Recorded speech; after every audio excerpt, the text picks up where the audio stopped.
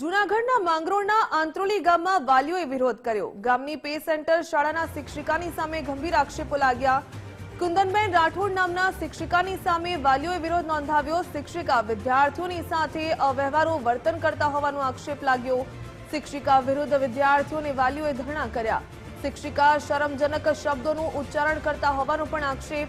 શિક્ષિકા વિરુદ્ધ અનેક વખત વાલીઓએ લેખિતમાં રજૂઆત પણ કરી, છતાં પણ કોઈ કાર્યવાહી ન થતા હવે ધરણા પર ઉતર્યા અને કાર્યવાહી હજુ પણ ન કરવામાં આવે તો શાળાને તાળાબંધીની વાલીઓએ ચીમકી ઉચ્ચારી।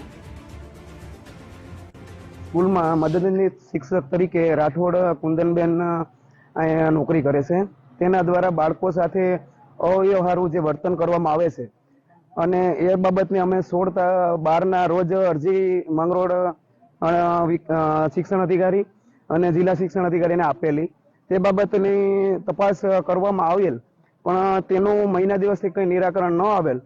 તે બાબતના અમે પ્રતિક ઉપવાસ ઉપર આજ રોજ બેઠા છે અને આનો કોઈ કાયમી નિકાલ નહીં આવે, બદલીનો કે કોઈ પણ બીજો, તો અમે કાલથી તાળાબંધી કરશું અને શિક્ષણનો બહિષ્કાર કરશું।